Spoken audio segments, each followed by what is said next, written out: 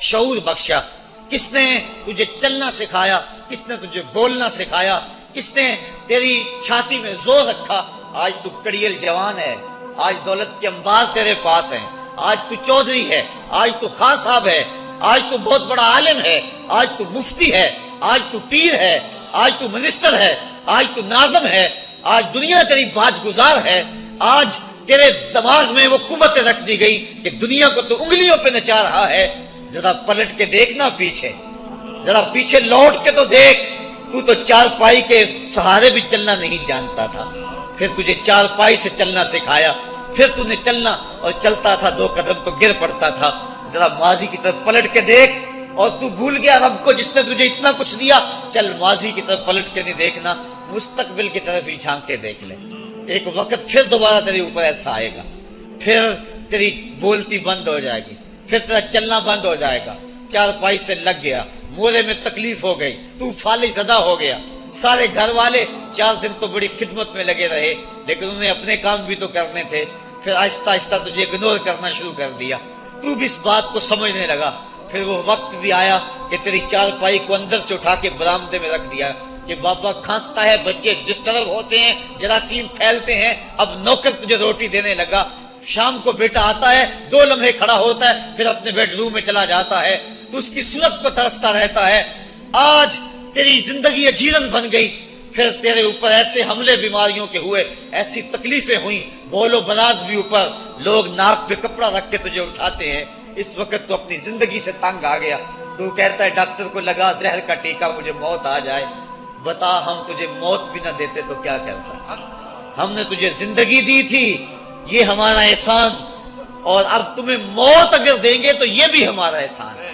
اگر تو تڑپتا تھا، تیری زندگی جو ہے وہ جیون بن چکی تھی، سارے تجھ سے تنگ آ گئے تھے، تیرے بیٹے بھی کہتے دعا کرو اللہ بابے کو پردہ دے دے، سارے تیرے پردہ مانگ رہے تھے، اب بتا کہ ہم تجھے پردہ بھی نہ دیتے تو کیا کرتا؟ ثم اماتہ فاقبرہ، شکر کر ہم نے تجھے موت عطا کر دی، فاقبرہ، اور پھر اس کے بعد تجھے قبر دی۔ کتا بھی تو مرا تھا، گھسیٹ کے روڑی پہ ڈال دیا، بکری بھی تو مری تھی، گھسیٹ کے روڑی پہ ڈال دیا، تجھے بھی روڑی پہ ڈال دیا جاتا تو کیا تھا؟ لیکن کہا نانا یہ میرا شاہکار ہے، پہلے سے غسل دو، بیری کے پتے بھی ڈال لینا، صفائی خوب ہو جائے، اس کو چٹے لباس کا کفن دو، اس کے سند سند پہ خوشبو ملو، اس کو سلگھاؤ، خوشبوئیں سلگھاؤ، اس کو خوبصورت چارپائی پہ ڈالو، اس کے اعضائے سجدہ پہ مشک ملو، اور اس کی جو ہے وہ چارپائی کے دائیں بائیں پھول رکھو، اور اب سارا زمانہ تیرا منہ دیکھنے آ رہا ہے، ذرا سوچ تیرا منہ دکھانے کے قابل ہے؟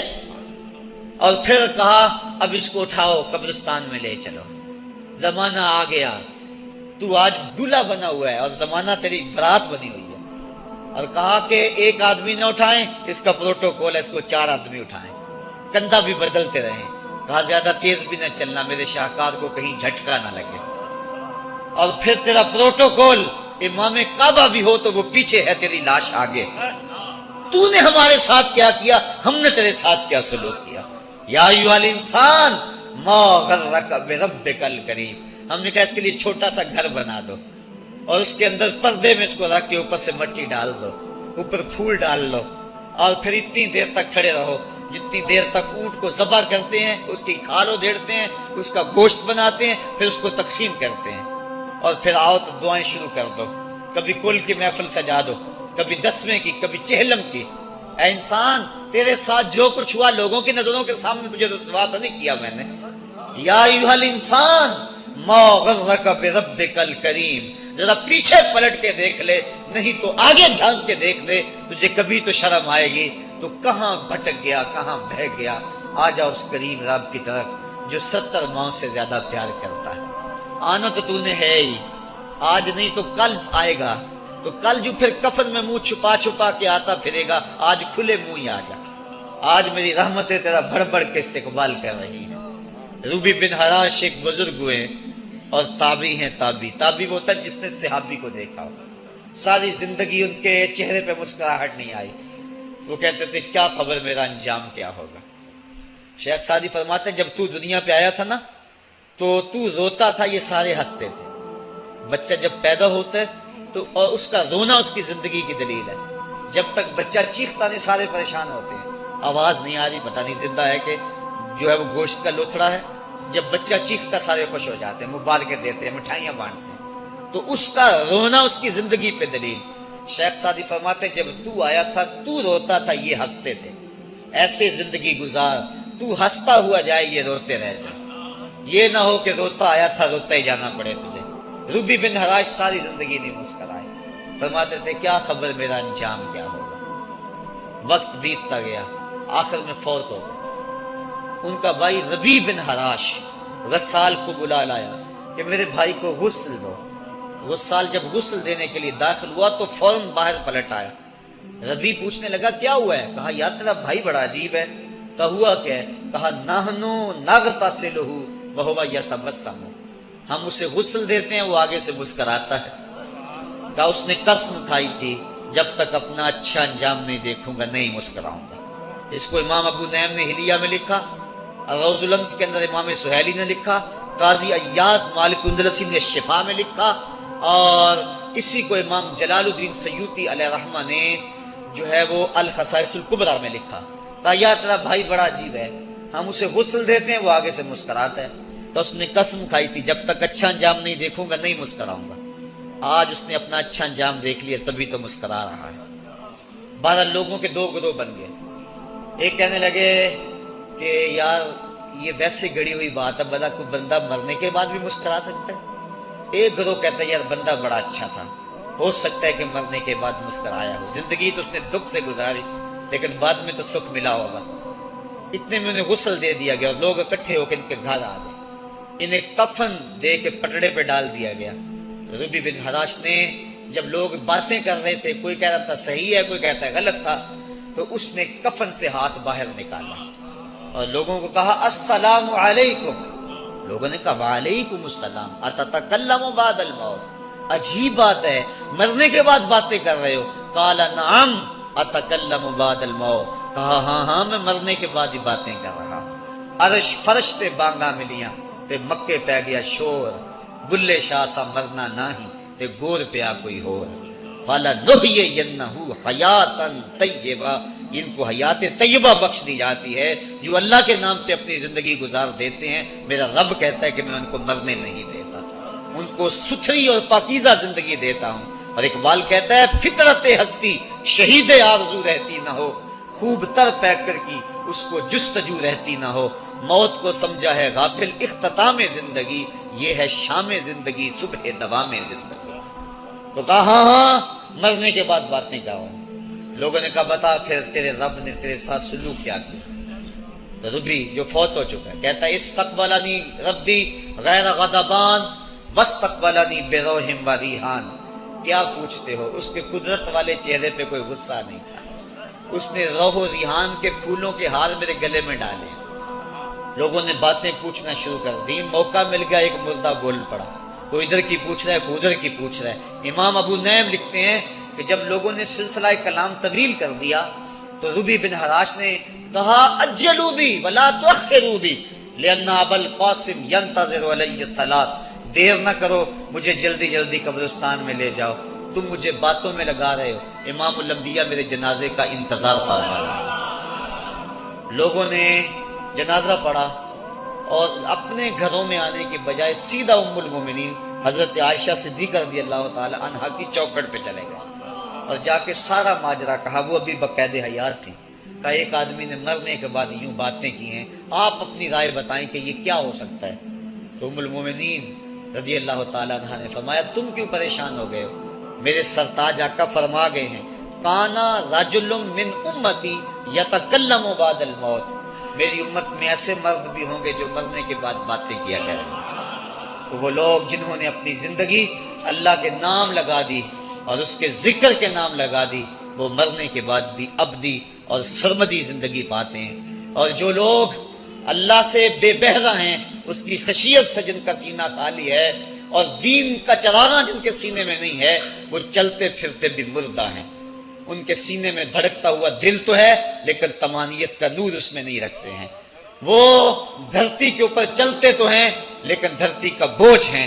لیکن یہ لوگ وہ دھرتی کی چھاتی میں ہیں لیکن دھرتی کا وقار ہے. ان کی قبروں سے بھی زندگی پھوٹ رہی ہے اور ضیائیں پھوٹ رہی ہیں. میں جب بھی کبھی لاہور گیا ہوں تو ایک منظر مجھے اپنی طرف کھینچتا ہے. جب میں دریائے راوی کے اس پار ہوتا ہوں تو میں ایک قبر دیکھتا ہوں جس پہ حسرتیں برس رہی ہیں. وہ بر صغیر کا مطلق العنان حکمران جس کی کے اشارہ ابرو سے ہندوستان کی تقدیر بدلتی تھی، آج چند تاش کھیلنے والی ٹولیاں اس کی قبر پہ بیٹھی ہیں. اس کی محبوب بیوی جو بادشاہ کے پیچھے بیٹھتی تھی اور پردہ پیچھے لٹک رہا ہوتا، بادشاہ کا کوئی فیصلہ اسے ناگوار ہوتا، پیچھے سے وہ کمر ٹھونکتی، بادشاہ فیصلے بدل لیتا. جس کے اشارہ ابرو سے ہندوستان کی تقدیر کے فیصلے تبدیل ہوتے تھے، اس کی قبر بھی ساتھ ہی اندھیرے میں ہے. اور اس کی بیٹی کی قبر کے اوپر زیب النساء کے مقبرے پہ لکھا ہے: بر مزار ماں غریب ماں، نہ چراغے نہ گلے، نہ پرے پروانہ سوزد، نہ صدائے بلبلے. ہم غریبوں کی قبر پہ کون چراغ جلانے آئے گا، کون پھول ڈالنے آئے گا؟ نہ کوئی بلبل گیت گانے آئے گی اور نہ کوئی پروانہ پر جلانے آئے گا. یہ وہ جو مطلق العنان تھے، یہ ان کی قبر کی کہانی سنائی.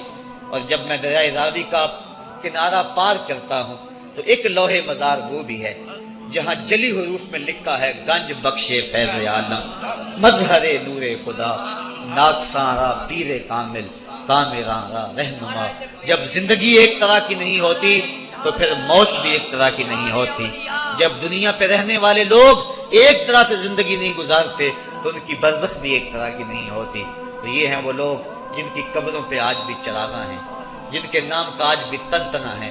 1000 سال گزر گئے، ان کی نسبی اولاد تو کوئی نہیں ہے، انہوں نے شادی بھی نہیں کی تھی، لیکن اس کے باوجود دن کو چلے جاؤ، کڑکتی دوپہر کو چلے جاؤ، برستی بارش میں چلے جاؤ، لمبی رات کی تنہائی میں چلے جاؤ، موسم کی کسی بھی شدت میں چلے جاؤ، حکومتوں کے بدلتے ہوئے ماحول، مارشل لاؤ کی کیفیتیں، جس دور جس حالت میں مرضی جاؤ، آپ کو وہاں میلہ نظر آئے گا، وہاں ہجوم عاشقہ نظر آئے گا.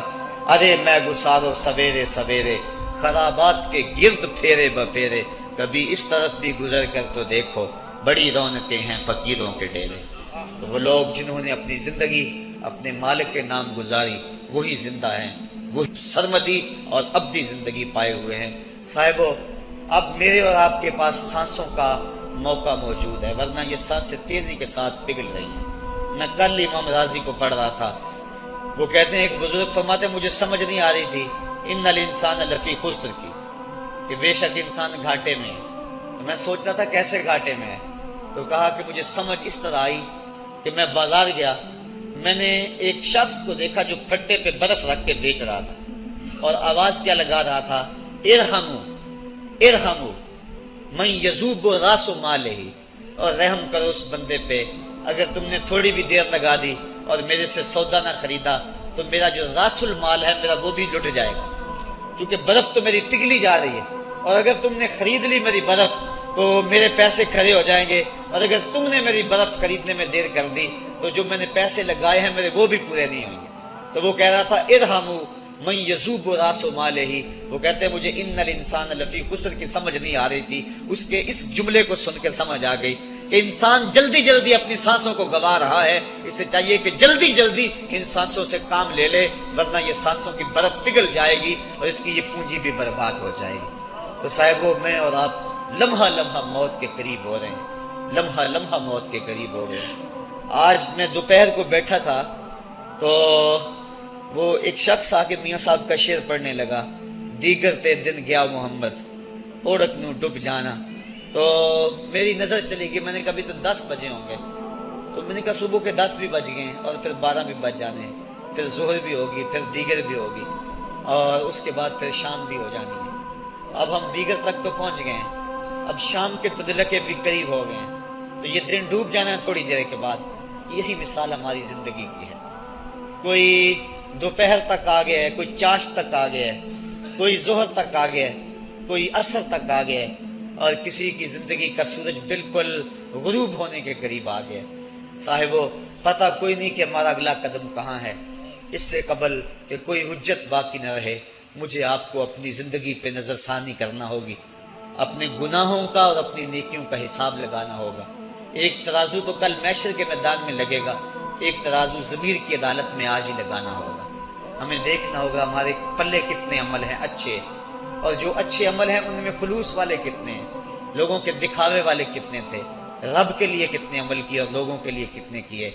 تو پھر ترازو لگا کے ہم نے اپنے اعمال نامے کو آج ہی تولنا ہے اور وزن کرنا ہے، اور اپنی زندگی کو نیکی کا حسن دینا ہے. وقت کٹ رہا ہے، زندگی لمحہ لمحہ موت کے قریب ہو رہی ہے. قبل اس سے کہ کوئی حجت باقی نہ رہے، ہم ہاتھ ملتے رہ جائیں، پچھتاتے رہ جائیں تو کیا فائدہ ہوگا. بلکہ میں نے تو پڑھا کتابوں میں، علماء لکھتے ہیں قیامت کے دن تو نیکوکار بھی پچھتائیں گے. بدکاروں نے تو پچھتانا ہی پچھتانا ہے، نیکوکار بھی پچھتائیں گے. بدکار تو اس لیے پچھتائیں گے انہوں نے اتنے گناہ کیوں کیے، تو نیکوکار کیوں پچھتائیں گے. جب وہ اپنے اچھے اعمال کی جزا دیکھیں گے تو وہ پچھتائیں گے، ہائے جو چند لمحے ضائع ہو گئے وہ بھی کیوں ضائع ہو گئے، وہ بھی میں نے کیوں برباد کر دیے، وہ بھی اس راستے پہ ڈالے ہوئے ہوتے. تو آج مجھے آپ کو موقع ہے، دیکھیں قبریں، کتنی قبریں جو ہیں وہ ہمارے کتنے ملنے والے، ذرا نظر دوڑائیں نا. آج ہم کتنوں کو کندھوں پہ اٹھا کے قبرستان چھوڑائے ہیں.